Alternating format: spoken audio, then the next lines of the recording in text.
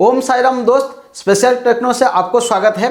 Okay, तो कल का हमने फर्स्ट क्लास था, आज मेरा सेकंड क्लास है। सेकंड क्लास में हम डिस्कशन करेंगे 500 एमसीक्यू सीरीज क्वेश्चन जो कि इंजीनियर मैकेनिक्स का है।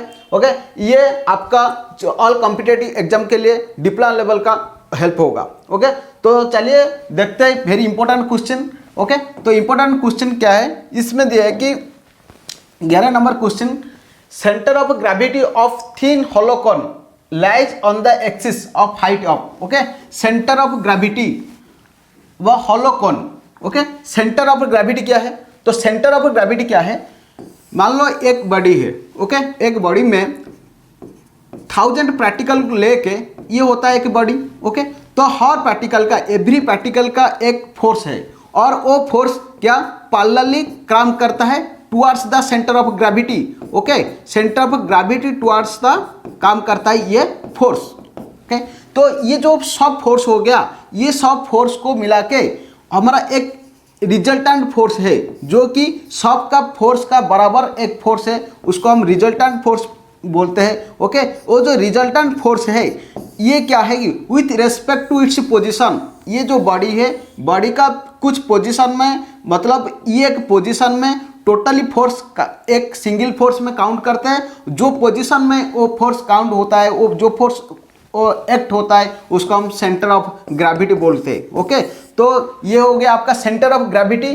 का डेफिनेशन। तो जो सेंटर ऑफ ग्रेविटी है, थिन होलो कोन दिया है, उसका सेंटर ऑफ ग्रेविटी एक्सिस में किस हाइट में पड़ता है, लाइज होता है। ओके, तो सेंटर ऑफ ग्रेविटी एक थिन होलो कोन। ओके, ये आपका ये कोन है। ओके, ये मान के चलो ये थिन होलो कोन है, ए बी सी आपका होलो कोन हो गया। होलो कोन का ये हो गया आपका एक्सिस। ओके, तो ये पूछा है आपको जो centre of gravity of thin hollow cone का सेंटर ऑफ ग्रेविटी कहाँ पड़ता है। ओके, तो इसका फॉर्मूला है जो होलो कोन का सेंटर ऑफ ग्रेविटी h/3 में पड़ता है। ओके, ये आपका टोटल हो गया h height of the cone और ये हो गया आपका h/3, इसमें आपका सेंटर ऑफ ग्रेविटी पड़ता है। ओके, ऐसे ही ये हो गया आपका होलो कोन। और सॉलिड कोन का सेंटर ऑफ ग्रेविटी कहाँ पड़ता है, तो h/4। ओके, h हो गया आपका height of axis of cone. Okay, और h/4 हो गया ये आपका, यही एक्सिस से ये पार्ट ले दो, h/4 ये हो गया आपका सॉलिड कोन का सेंटर ऑफ ग्रेविटी पड़ता है। ओके, तो आपका आंसर यहाँ क्या होगा, तो होलो कोन पूछा है तो 1/3 of the total height above the base. Okay, ये हो गया आपका कोन का बेस, कोन से ये हो गया आपका हाइट, ये बेस से h/3 तक, यहाँ तक आपका सेंटर ऑफ ग्रेविटी पड़ता है। Okay, then next question, the time of a flight of a projectile on downward inclined plane depends upon time of a flight of a projectile। Okay, तो projectile means क्या है, projectile means है, मान के चलो ये आपका एक्सिस है। ओके, एक्स एक्सिस और ये हो गया आपका वाई एक्सिस। एक बॉडी को आप फोर्स दिए हैं, मान के चलो यू हो गया आपका वेलोसिटी, कुछ वेलोसिटी में आप एक बॉडी को थ्रो कर रहे हैं। मान के चलो ये मेरा बॉडी है और मैं उसको थ्रो कर रहा हूँ, मैं कुछ वेलोसिटी में थ्रो कर रहा हूँ। ओके, तो और जो कुछ एंगल में करूँगा। ओके, ये हो गया मेरा एंगल ऑफ इंक्लाइनेशन। ओके, ये हो गया एंगल ऑफ इंक्लाइनेशन, ये हो गया मेरा एंगल ऑफ वेलोसिटी। और जब बॉडी थ्रो करते हैं ये कुछ हाइट तक जाके फिर से नीचे आएगा, ये ग्राउंड लेवल को आ जाएगा। ओके, कुछ मैक्सिमम हाइट तक जाएगा, उसके बाद ग्राउंड लेवल को आ जाएगा। ये जो है, ये जो पाथ को हम ट्रैजेक्टोरी बोलते हैं। क्या, ट्रैजेक्टोरी। ओके, और ये जो ट्रैजेक्टोरी है, ये वाला को प्रोजेक्टाइल ऑन डाउनवर्ड मतलब flight of projectile. Okay, flight of projectile means क्या है ना, फ्लाइट ऑफ प्रोजेक्टाइल मीन्स आप ये बॉडी थ्रो हुआ है, ये मैक्सिमम हाइट तक जाएगा और रिटर्न आएगा ग्राउंड तक। ओके, मैक्सिमम हाइट तक जाएगा और ग्राउंड तक आने के लिए जितना टोटल टाइम लगता है उसको हम टाइम ऑफ अ फ्लाइट बोलते हैं। ओके, तो ये पूछा है जो टाइम ऑफ अ फ्लाइट ये किसके ऊपर डिपेंड है, ओके, टाइम ऑफ फ्लाइट किसके ऊपर डिपेंड है, ओके। तो टाइम ऑफ फ्लाइट का हमारा फॉर्मूला है, ओके, टाइम ऑफ का फ्लाइट का फॉर्मूला, टाइम ऑफ फ्लाइट एक हॉरिजॉन्टल रेंज और एक मैक्सिमम हाइट, तीन फॉर्मूला यहाँ रहता है, ओके। तो टाइम ऑफ फ्लाइट का फॉर्मूला क्या है? टाइम ऑफ फ्लाइट का आपका फॉर्मूला है 2u sine alpha by ji, okay, 2u sine alpha by g, and ये हो गया, और ये u square sine square alpha by g, और ये हो गया आपका u sine alpha by 2g, okay. ये फॉर्मूला है आपका। ये जो है e square sine 2 alpha by g, और ये हो गया ये u square sine alpha by 2g, okay.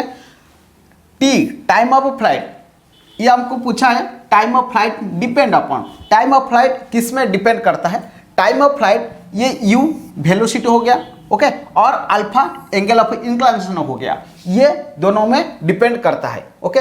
2u sine alpha by ji, okay. ये फॉर्मूला को याद करने के लिए आप एक कोड में निकाला हूँ, जो ये है टी में मान के चलो तपन, ओके, और ये रोज, और ये मान के चलो हेमा, ओके। तपन रोज देता है हेमा को, ओके, और ये आएगा आपका ये 2, ये और एक, ये हो गया हाफ। मान के चलो आपको जो मल्टीपल क्वेश्चन आएगा, मल्टीपल क्वेश्चन में टाइम ऑफ फ्लाइट पूछ देगा और उसमें फॉर्मूला दे देगा, ओके। तो फॉर्मूला कैसे निकालेंगे उसको एक याद करने के लिए एक फॉर्मूला है, एक ट्रिक है। मान के चलो पहले ये आपको याद रखना है TRH, कैसे भी करके TRH याद रखना है, ओके। मैं जैसे तपन रोज और हेमा करके बता रहा हूँ, ऐसे आप कैसे भी याद रखना है। टी मतलब टाइम हो गया, ओके, टाइम आ गया तो ये 2 लिखता है ऊपर, ओके, ये 2 आ जाएगा, और ये R मतलब 1 आ जाएगा, ओके, और H हाइट मतलब हाफ आ जाएगा, ओके। जब 2 होगा तो ये टाइम ऑफ फ्लाइट आ जाएगा, 1 होगा तो हॉरिजॉन्टल रेंज आ जाएगा, और नीचे 2 रहेगा मतलब ये हाफ है, तो ये आ जाएगा आपका हाइट, ओके। ये था। देन ये पूछा है फ्लाइट ऑफ प्रोजेक्टाइल, तो फ्लाइट ऑफ प्रोजेक्टाइल का आंसर क्या हो जाएगा? A एंड B दोनों हो जाएगा, एंगल ऑफ प्रोजेक्शन U और एंगल ऑफ इंक्लिनेशन, जैसे कि ये आपका, okay. Then next question,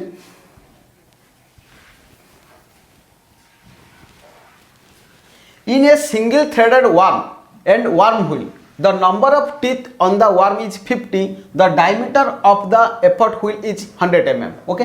in a single threaded worm and worm wheel, okay, worm और वर्म व्हील, ये हो गया आपका वर्म, और ये हो गया आपका वर्म शाफ्ट, ये हो गया वर्म व्हील, ये आपका वर्म शाफ्ट, ओके।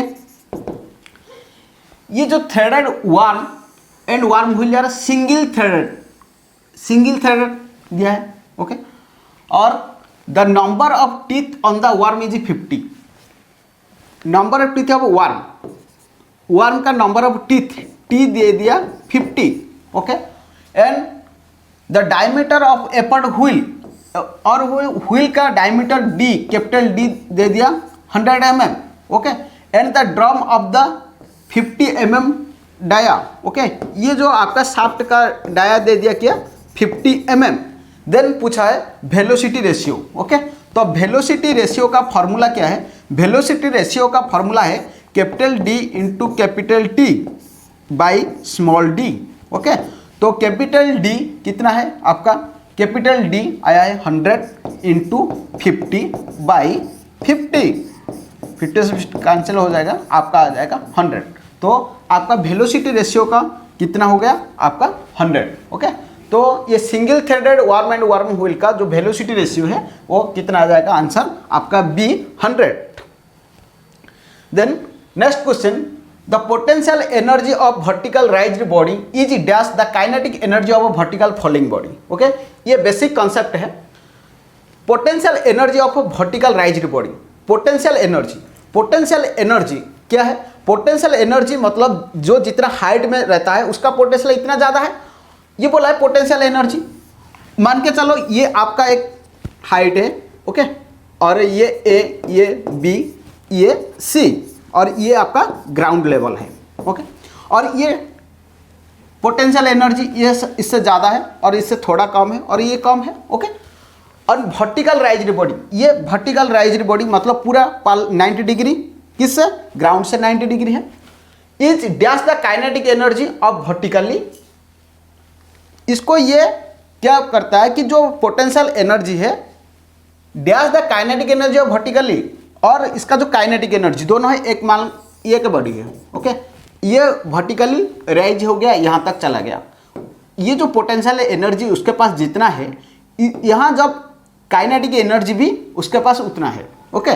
कैसे? देखो यह यहाँ से गया यहाँ तक, ओके, जब ये गिरेगा ना वो इतना ही एनर्जी में गिरेगा, जितना एनर्जी में ऊपर गया है उतना ही एनर्जी लेके वो नीचे आएगा। इसलिए उसका पोटेंशियल एनर्जी और काइनेटिक एनर्जी इक्वल रहता है, ओके। जब एक बॉडी ऊपर जाता है उसका पोटेंशियल एनर्जी जितना है और नीचे आने के लिए उसको एनर्जी उतना लगेगा। कब? जब ये बॉडी 90 डिग्री में ऊपर जाएगा और 90 डिग्री से नीचे आएगा, ओके। तो vertical rise body is dash the kinetic energy of a vertically falling body, okay. Vertical rise होगा और वर्टिकल फॉलिंग होगा तो उसका पोटेंशियल एनर्जी और काइनेटिक एनर्जी दोनों बराबर आएगा, ओके। आंसर होगा आपका क्या? Equal to. Then next, which of the following is unit of energy, okay. तो यूनिट ऑफ एनर्जी का क्या यूनिट है? एनर्जी का यूनिट है kilocalorie, okay. Then which one of the following statement is not correct. इसमें कौन सा correct नहीं है? Not correct, okay, not correct. The tangent of the angle of friction is equal to the coefficient of friction. Tangent of angle of friction is equal to the coefficient of friction. ये correct है क्या? Correct नहीं है। देखो ये question कहाँ से आया? मान लो फ्रिक्शन जो चैप्टर है आपका, फ्रिक्शन चैप्टर में ये एक बॉडी है, ओके, और बॉडी में ये आपका ग्राउंड हो गया। ग्राउंड हो गया जब बॉडी इधर कुछ फोर्स देते हैं उसको, ये बॉडी है कांस्टेंट है, जब उसको फोर्स मिलता है ये कुछ फ्रिक्शन यहाँ देता है। मान के चलो फोर्स हो गया P, देन फ्रिक्शन हो गया F, ओके। तो ये F इक्वल टू हमको पता है मी इक्वल टू RN, ये फ्रिक्शन फोर्स, ओके। जब ये बॉडी इसका सेंटर ऑफ ग्रेविटी यहाँ है और तो टोटल वेट कहाँ पड़ेगा? नीचे आएगा, टोटल वेट W, ओके। और इसका रिएक्शन RN आएगा यहाँ, ओके। ये के RN डायरेक्शन मतलब कुछ रिएक्शन, कुछ वेट है, जब वेट परपेंडिकुलर नीचे आएगा तो उस डायरेक्शन का एक नॉर्मल रिएक्शन रहेगा, ओके। और जब ये फोर्स ऐसे देता है, ये एक फोर्स है और रिजल्ट ये एक नॉर्मल डायरेक्शन है, तो इसका बीच में एक फोर्स आता है, ओके। क्योंकि मैं मान लो ये 10 न्यूटन है, ओके, और ये फ्रिक्शन फोर्स 5 न्यूटन है, ओके। ये 10 न्यूटन में ये फोर्स दे रहा है, ये 5 न्यूटन में उसको अपोज कर रहा है, तो उसका बीच में एक फोर्स आएगा, हम उसको रिजल्टेंट फोर्स बोलते हैं। तो ये जो रिजल्टेंट फोर्स है, ओके, और ये एंगल जो है उसको टेंजेंट, ये एंगल है एंगल ऑफ फ्रिक्शन, ओके। जो नॉर्मल रिएक्शन और रिजल्टेंट के बीच में जो एंगल आता है उसको एंगल ऑफ फ्रिक्शन बोलते हैं, ओके। और ये आपका हो गया क्या? F फ्रिक्शन, ओके, ये भी F, तो ये टोटल हो गया, ये हो गया आपका F, ये हो गया RN और ये हो गया R। देन हम 10 पाई, ओके, ये 10 पाई इक्वल टू क्या आएगा? 10 मतलब P बाई बी, P मतलब यह क्या? F, और B मतलब RN, F RN, ओके। और हमको पहले से पता है जो coefficient of friction equal to F by RN, वो दोनों बराबर हो गया ना, तो 10 फाई और म्यू। ये एक नंबर में ऑप्शन ए में ये पूछा है the tangent of the angle of friction, tangent of angle of friction मतलब 10 phi is equal to the coefficient of friction, is equal to the coefficient of friction. ये हो गया tangent of friction F by RN और coefficient of friction F by RN, तो दोनों बराबर हो गया। तो एक आंसर ठीक है, ये करेक्ट है। ओके, देन नेक्स्ट क्वेश्चन है, ये बी है। बी क्या पूछा है, the angle of repose is equal to angle of friction. Okay, तो ये है आपका एक कंडीशन है angle of repose. Angle of repose क्या है, मान के चलो एक ये इंक्लाइंड सरफेस है। ओके, इंक्लाइंड सरफेस में आपका एक बॉडी है। ओके, और ये आपका ग्राउंड लेवल है।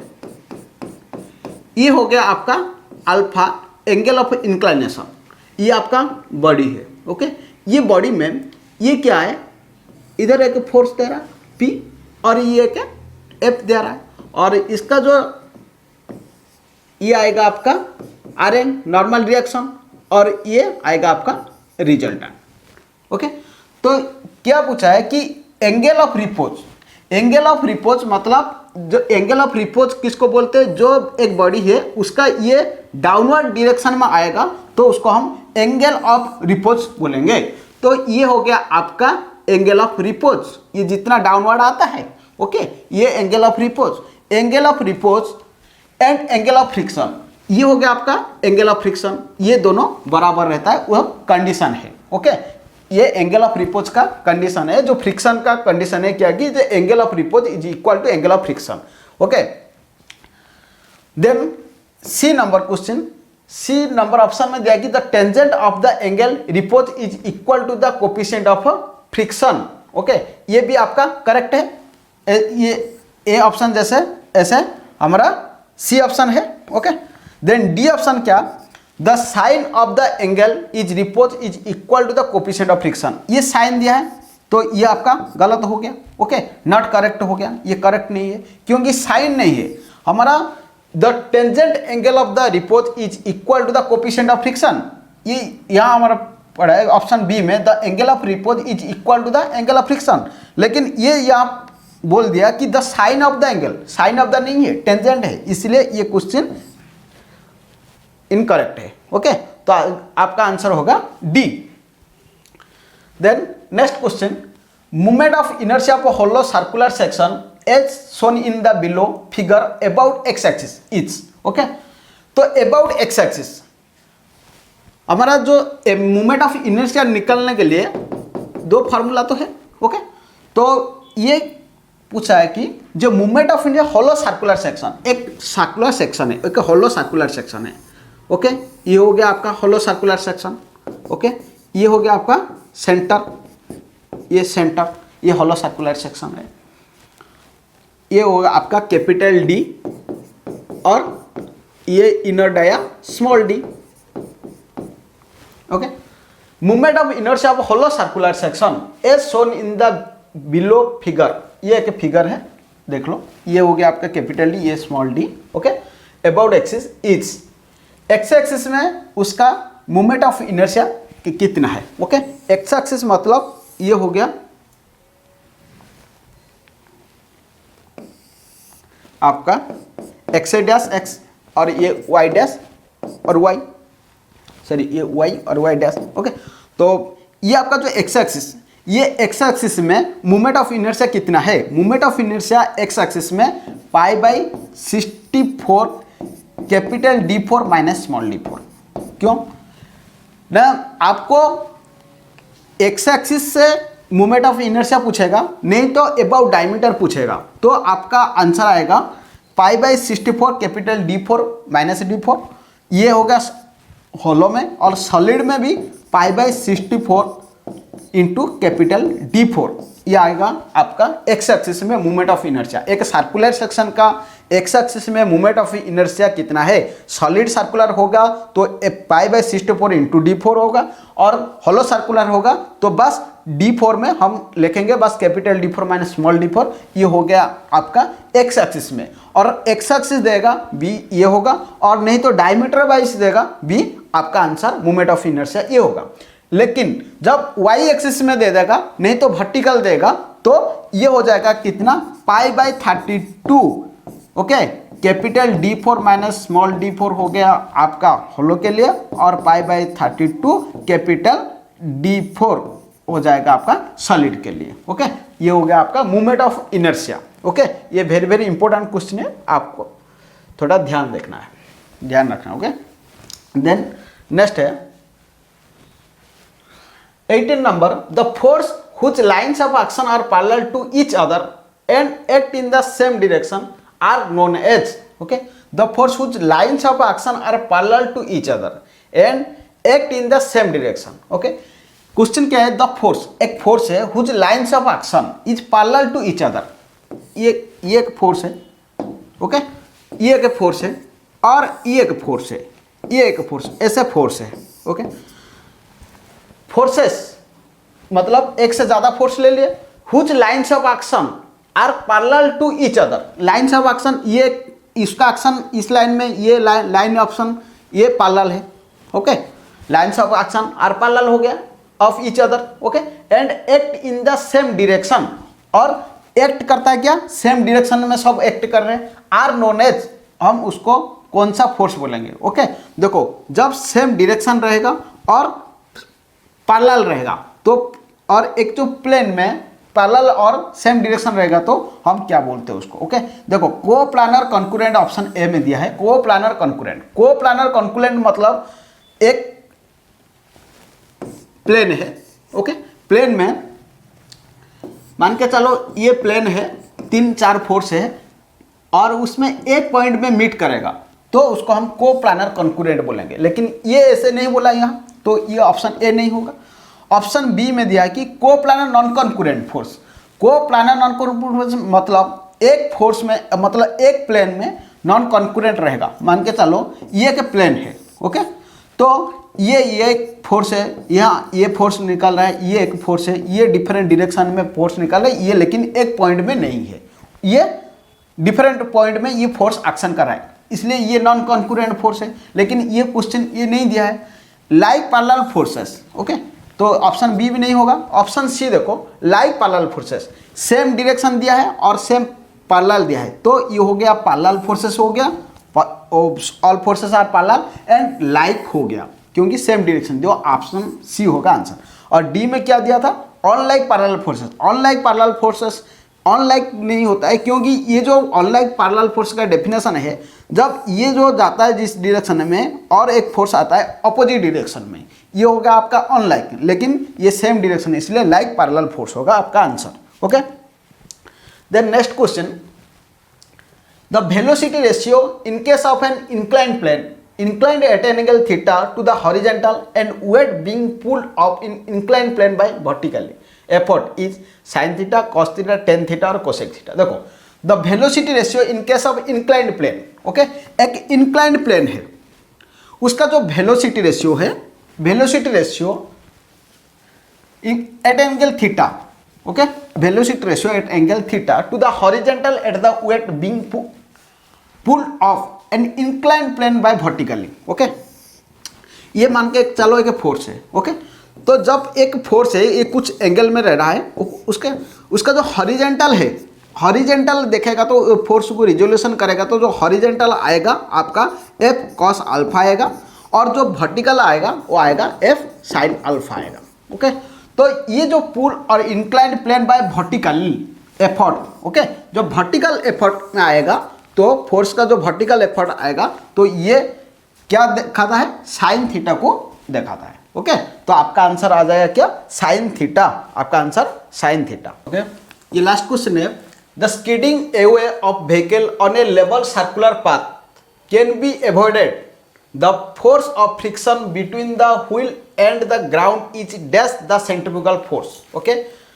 तो स्किडिंग अवे मतलब क्या है, एक व्हील है, ओके, और ये एक ग्राउंड है, ये बोल रहा है कि क्वेश्चन में स्किडिंग अवे व्हीकल, स्किडिंग मतलब एक जगह में रह के घूमना, ओके, उसको स्किडिंग बोलते हैं, ओके, आगे नहीं बढ़ना है, एक जगह में रह के घूमेगा बस, ओके। और vehicle on A level circular path can be avoided, skidding away को अवॉइडेड करने के लिए if the force of friction, force of friction मतलब क्या है, ये व्हील है, ओके, व्हील में ये जाता है, इस व्हील में ये फोर्स आगे बढ़ने के लिए फोर्स देता है, लेकिन फोर्स ऑफ फ्रिक्शन क्या है, उसका ऑपोजिट में जो फोर्स पड़ता है उसको हम फोर्स ऑफ फ्रिक्शन बोलते हैं, ओके, जो F equal to mu into R N, वो वाला फोर्स, ओके, ये वाला फ्रिक्शन, और ये P मतलब ये हो गया आपका फोर्स, ओके। जो फ्रिक्शन फोर्स है, okay, the force of friction between the wheel and the ground, okay, ये ग्राउंड और व्हील ये दोनों के बीच में जो फ्रिक्शन हुए is dash the centrifugal force. Centrifugal force मतलब ये आपका दे रहा है एक फोर्स, ओके, ये बाहर से जा रहा है, ये हो गया आपका सेंट्रीफ्यूगल फोर्स, व्हील में सेंट्रीफ्यूगल फोर्स दे रहा है, और ये दे रहा है बैक, ये दे रहा है centripetal force, okay, centre toward centre दे रहा है, ओके, इसलिए ये सेंट्रीपिटल फोर्स। तो ये फोर्स और ये फोर्स दोनों में क्या होगा, मतलब कौन सा फोर्स ज़्यादा होगा, तो स्कीडिंग एवे के लिए एवर्ड होगा, स्कीडिंग एवे नहीं होगा, आगे गाड़ी बढ़ेगा, व्हील आगे चला जाएगा। तो क्या होगा, जो जब सेंट्रीपिटल फोर्स, ओके, उससे ज़्यादा होगा, okay, centripetal force centrifugal force से ज़्यादा होगा तो व्हील आगे बढ़ेगा, ओके, क्योंकि ये फ्रिक्शन जब ज़्यादा होता है ना तब व्हील क्या की पावर यहाँ से लेता है और यह जाने के लिए कोशिश करता है, ओके।